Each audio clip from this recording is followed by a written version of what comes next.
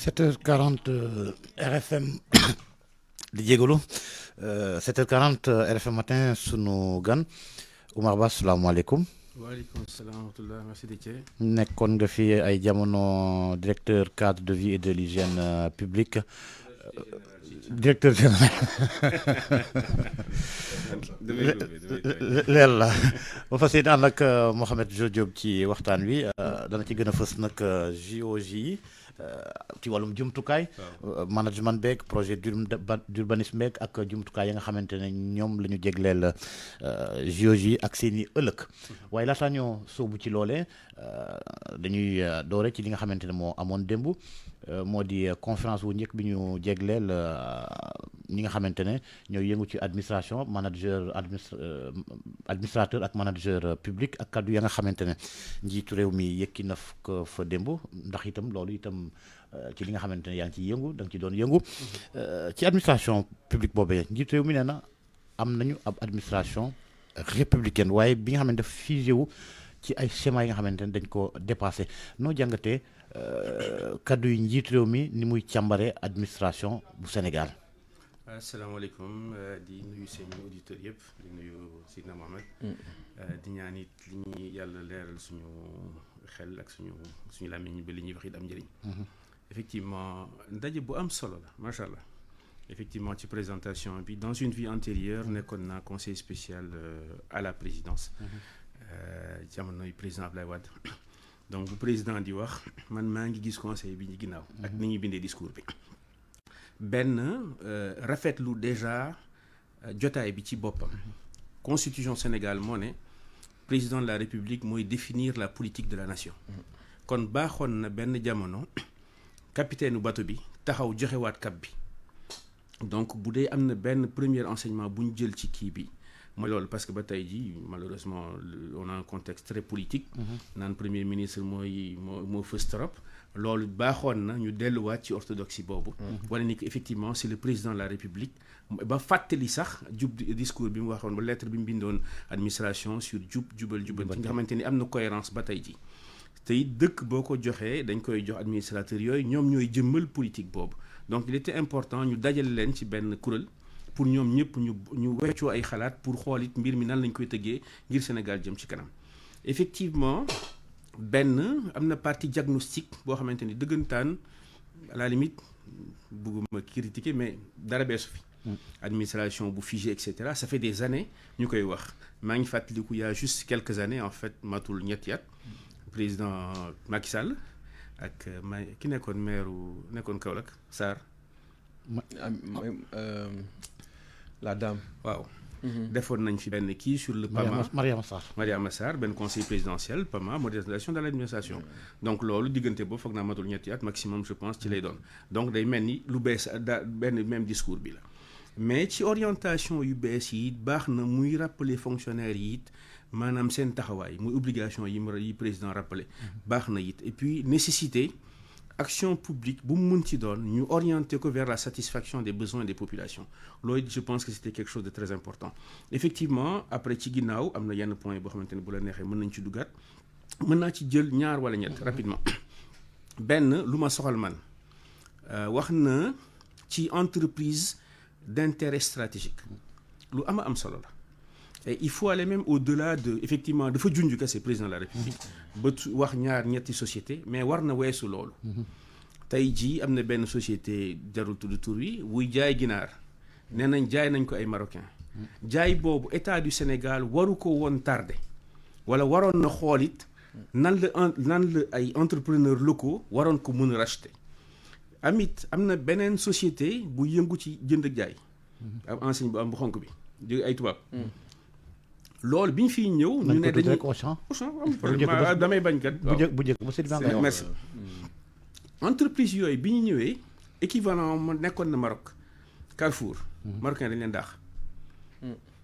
le patronat marocain xeex nañ leen ba ñu daw takk seen kaaki génnaat li Auchan di def jënd ak jaay dong la. donc bu ñu amoon benn patronat tamit bu dëgër bu ñu leen encadré ñoom it waroon nañ mën a def loolu boobaa dërëm bi du génn gaal gi. j'ai rien de percé pas rien de perso contre Auchan. mais boo toppaatee sax ba ci biir a biir am na benn banque fan yi am na problème informatique bu rëy nee nañ dañ ko hacké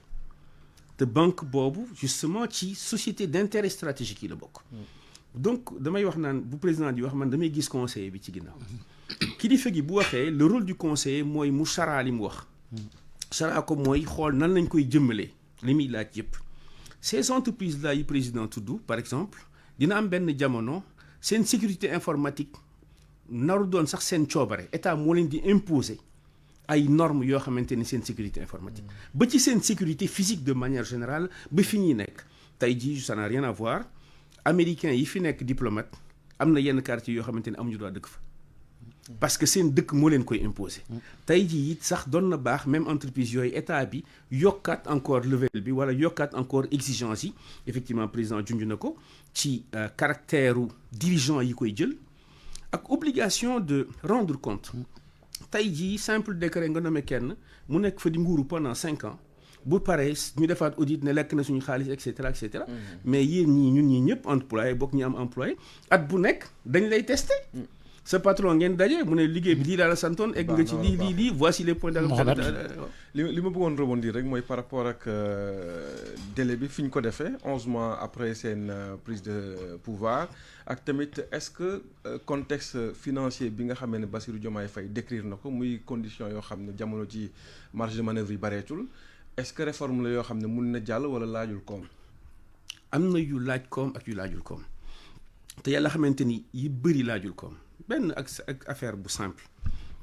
l'accueil dans les entreprises publiques est-ce que laaj na koom kenn koo xamante ni état du Sénégal moo la fa teg muy police muy gendarmerie muy hôpital di la fay ngir ngay saafara seeni jàngoro kooku citoyen bi ñëw fa ñu koy tardeel loolu laajul voilà beneen affaire bu ma ñor particulièrement la qualité des bâtiments publics de manière générale je lance un message au ministre de l'Intérieur ak suñu benn kilifa tamit bu fa nekk à la direction générale de la police nationale maa ngi koy nuyu di ko tatagal tey jii dañu jóge ci benn période de crise bu metti diggante les forces de l'ordre ak population yi voilà événement yi depuis 2021 ba 2024 jubal jubbanti bu ma sañoon ñu yokkaat ci beneen jiim muy juboo waaw la réconciliation mooy indiwaat loi d'amnistie et cetera mais réconciliation boobu mooy. réconciliation est-ce que ànd na ak reddition des comptes aussi. dafa ànd ba tey jii. ba tey jii ndax reddition des comptes de toute façon l'islam moo ko santaane lu waay def fii di nga ko def di nga ko fay fële mais bu may doon waat ci delluwaat ci tey jii. un cas simple tey jii buñ jëloon décision ne commissariat yëpp dañ koy setal ba mu set wicc damitu moto yi fa nekkoon Jakarta bi ñu jàppoon daaw ak pousse-pousse bi lépp ñu sànni ci mbalit peinturaat ko revoir la qualité de l'accueil ak leneen loo xamante ni àndul ak yelleef mooy violon garde à vue il faut préserver la dignité des gens nga dugg ci commissariat koo xamante ni xëy na dafa naanoon wala mu mbëkk ñu teg ko ci grille bi il est gardé à vue mais à vue des policiers mais pas de la population donc bu ñu fa defoon benn mbalaan boo xamante ni dinañ ko suturaal ak tamit toilettes yi parce que boo duggee la piste et cetera yooyu laajul moyen. wala bu ñu tabax commissariat sax ñu xam ni ñu ko tabaxee ba ku ñu garder à vue ci beneen côté ngay doon. dëggantaan caméra yi am na de surveillance yoo xamante ni à la limite garde à vue bi sax feneen lay nekk am na benn caméra boo xamante ni li fay am yëpp. ñu ngi koy gis en temps réel. donc je pense qu'effectivement am na ci 10 20 30 40 50 yoo xamante ni mën nañ ko def te laajul moyen. dafa am benn borom xam-xam bu am solo Kizer boo ñëpp xam ko day wax naan la question des moyens est la question dernière voilà donc à un moment question de volonté la bu ñu amee volonté bi wala li allemand yi di wax voilà vers Wilderkan vouloir c'est pouvoir en fait buñ ko amee rek dina gën a yomb. deuxième chose balaa ñu dugg ci pour man ba maye ci affaire principe de subsidiarité lu am solo la et malheureusement ba tey jii état malheureusement tamit discours bi muy woote du ko jëfal. subsidiarité mooy lu nekk fi ñu ko war a defee niveau bi gën a pertinent wee foofu lañ ko war a defee ba tey jii nit ñi ça suppose aussi ñi ngi fay teg ñu mat ko voilà si bu dee yenn décision yi le directeur général doit référer toujours au ministre mën na yéexal la prise de décision bu dee l'agent benn affaire bu simple tiens légalisation est-ce que papa jar na je sais pas un policier agent assermenté war na mën a xool la conformité des documents mu signé la ne si ba pare mu dem voilà. Est-ce que jar na nga déposer ko le matin ñu ne commissaire donc moo koy signé nga xaar ba ngoon yooyu yëpp ce sont des pertes de temps ak perte d'efficacité. Je pense que en tout cas c'est un message que je lance.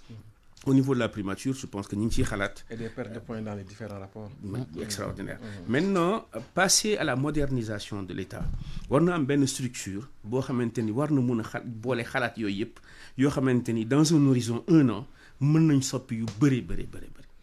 Horizon 1 an 2026 JOJ jamono ji dégg nañ ci sax ay coow diggante mairie Ndakaaru ak ñi nga xamante ni ñoo di organisateurs yi 2026 la lu jëm ci wàllum jumtukaay yi ñëpp a ngi naan on est dans le temps. Que doit être le management? Da nga tudd baat bu am solo malheureusement on n'est pas dans le temps xaw naa jàng as tuut en management de projet dafa am ay règles yu bëri ay loi de Pareto xaw ma lan ak lan am na benn loi bu ñu tudd la loi de Parkinson. Loi de Parkinson mooy ñun ñëpp nekkoon nañ élève professeur bi bu ñu nee mercredi day am devoir dañuy commencer réviser bu lundi bu xëyee nañu non devoir bi dàq nañ ko ba àjjuma duñ ko réviser ti bu ma ko rapporté ci lii les JOJ devaient se tenir en 2022 c'est-à-dire que am nañ déjà 2 ans wala 3 ans de retard. Ça se comprend peut-être ak Covid. Non, justement principe boobu la ñuy appliqué c'est-à-dire on dit que tout temps alloué à un projet sera consommé entièrement lu am solo la. Maintenant cette question bi ngay poser c'est une question fondamentale maa ngi ciy jëm bind benn article j'espère qu'il va sortir bientôt inchallah sur les Jeux olympiques. En réalité Jeux olympiques ñi ko xam dëgg prétexte la. dafa am benn cas d'école jàng naa ko li ñu en termes de marketing territorial. Prétexte pour dëgg di fi am benn projet d'urbanisme par exemple. Et un des parangons vraiment le modèle c'est Barcelone. Barcelone à l'époque ki nekkoon maire Barcelone il était économiste à la direction de l'urbanisme de la ville de Barcelone.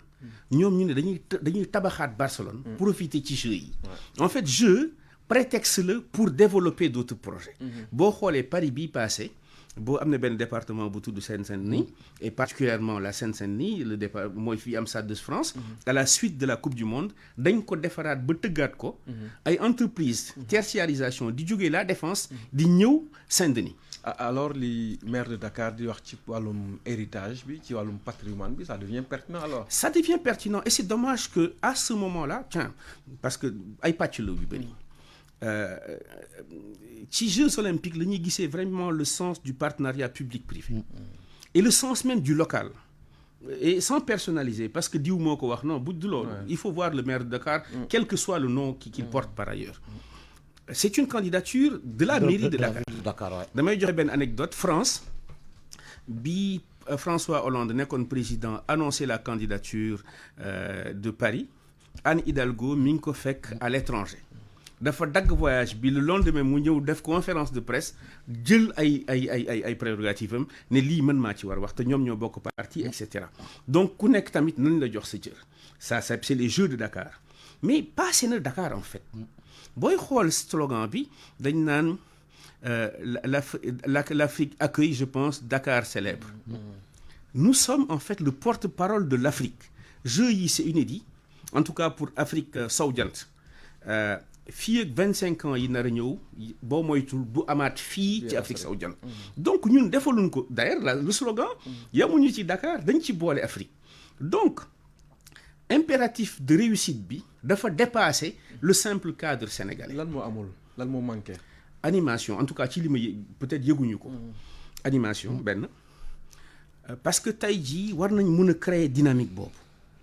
c'est des Jeux de la jeunesse boo jëlee Lausanne bi passé on a mobilisé au moins 150 000 élèves et étudiants yu participer benn dem nañ ba bind sax chanson bi ils ont même pensé le village là bi tudd le Vortex ñoom ñoo ko xalaatal seen bopp 80 000 jeunes jàng nañ ay sport yu bees maintenant dama koy indiwaat ci ñun est-ce que duñ ci profiter peut-être tëggaat le sport universitaire et scolaire lu mel ni UASU tey jii warul yem Dakar mais jàpp naa ni Salémata war na am ses propres JOJ te même biir Dakar tey jii bu dee dañ ko yemale fii waa Pikine gisuñu ci seen bopp parce que peut-être amul stade wala événement bu ñu ko fay defee wala waa Guédiawaye alors que ñu ngi ci Dakar wala waa Kër Massar donc war na am ce mouvement populaire là et les Jeux olympiques événement culturel la boo xoolee London 2012 c'est extraordinaire il y a eu plus de 1300 événements culturels dans Londres parce que dañ ko booleeg London Festival tey jii il y a presque 150 structures artistiques permanentes dans la ville yooyu mooy jeexit yi et la question du legs fondamentalement elle est fondamentale infrastructure yi buñ ci noppee danañ ko am ñu ko jox merci kan lañ ko war a jox ak lan moo war a doon gouvernance bi kaaw Dakar c'est un peu particulier parce que ay infrastructures quasi existantes la ñu koy remettre à niveau yu ci bëri mooy piscine olympique et cetera et cetera yéen yaa ngi jam ñaajo merci mais tey jii effectivement li nga doon la question du legs parce que je dis la France parce que jàngee naa fa dëkk fa lu yàgg et puis malheureusement suñu modèle la mooy symboliser Paris Tour Eiffel merci Tour Eiffel dañ ko def dans le cadre d'un événement similaire moo doon l'exposition universelle du 1889 ba tey jii mi ngi desaat donc jeexit boobu war na mun a am et plus récemment on a eu le fameux pont Sénégal 92 pont la mais au moins jeexit la maintenant la question c'est je demande aux autorités peut-être am na mais lan mooy jeexitu JO yi c'est-à-dire buñu parce que JO yi li ci graaw mooy dafa am benn qu'on appelle des chocs de temporalité la préparation c'est quelques années Jeux yi 15 jours donc la jeexit bi dina dem parfois jusqu'à 30 ans c'est extraordinaire damay jox le cas de Montréal Montréal était un échec financier fay nañ bor yi pendant 30 ans donc 15 jours mu am jeexit sur 30 ans boo jëlee maintenant le cas inversé bi Barcelone bi may wax tey jii les Barcelonais sont fiers des Jeux yi amoon parce que dafa restructurer complètement la ville l'ouverture vers le front de mer les sites industriels bi ñu defaraat tëggaat ko tey jii est-ce que l'artisanat local duñ ci gis seen bopp je vais être concret les musiciens tey jii war na am ay chansons war na am ay théâtre war na am ay dessins peut-être danañ àgg ci loolu mais papa demain c'est maintenant voilà affaire bi tey la c'est-à-dire dañ war a nekk ci dynamique boobu te dynamique boobu lu am solo lu tax mooy am solo mooy booloo boobu parce que dañuy xool du ma seetaan football mais j'ai vu l'effet que dafa mel ni benn groupe daal ñoo ko kii merci te il faut faire de l'ouverture boobu maintenant day indiwaat la gouvernance cette gouvernance partagée parce que ay pàcc yu bëri la il y a le COJOJ bi ñuy wax effectivement il y a la mairie de Dakar am na yeneen ñaari pàcc yu am solo le patronat war nañ ci gis seen bopp bu baax a baax pourquoi parce que ay hôtel la yoo xamante ni war nañ leen mettre à niveau pour gan yi ñëw fi ay société de transport la parce que il faut transporter les gens c'est de la sécurité parce que en fait il y va de notre image c'est de l'artisanat parce qu'on vend une destination et puis jeexit bi mooy justement caméra yëpp bu ñu ko branché ci Dakar am na koo xamante ne xamul woon Dakar dina xam Dakar waaye yàlla na doon way bu baax parce que bu mu am incident bu mu am boobaa xëy na dina ubbi bunt yi pour touristes yi ñëw et surtout ce moment de fierté nationale parce que ci développement bokk na ci levier yi mooy fierté boobu li leer mooy kon cadre de vie war nañ koo gën a c'est fondamental c'est fondamental mon cas tous les projets du ma ci waxaat caméra yëpp ci boppu Sénégal Sénégal loolu bàyyi naa di ci wax parce que en fait dañu foog ne effectivement est-ce que tey jii par rapport il faut être cohérent ñu neen ñooy dëkku teranga voilà ngay am ay gan est-ce que effectivement defaluñ ko gan yi dañ ko war a defal suñu bopp njëkk waaye dëggantaan comme mbir mi sagu dong la tey jii effectivement prétexte la pour ñu nettoyer waat Dakar mais vraiment est-ce que format bi ñu koy defee bon est-ce que c'est un format viable parce que gis nañ ko fi avant ba léegi te Dakar ak le Sénégal ba léegi c'est sama baat ci kaw maa ko créé man mi ko créé je m'entendais très bien avec mon secrétaire général ma ne ko fii de bu ñu amoon ay intellectuel dinaa bind benn rapport intitulé ko pourquoi nous n'allons pas réussir parce que ni ñu koy defee moo baaxul mooy dañuy delluwaat ci principe de subsidiarité le ministre qui habite à Dakar qui travaille à Dakar c'est pas pertinent muy dem ba Ziguinchor di fa nettoyer parce que bay ci sa wewu tànk jërëjëf xam naa yaa ngi ciy waajal téere jërëjëf en tout cas merci beaucoup merci jërëjëf Omar Ba nekkoon directeur général cadre de vie ak hygiène publique jërëjëf Mohamed Jo Diop mi ma àndaloon ci waxtaan wi à l'occasion. nuyu ak ziar sunu mbokk ya ca TFM ñu yendoog jàmm. RFM matin.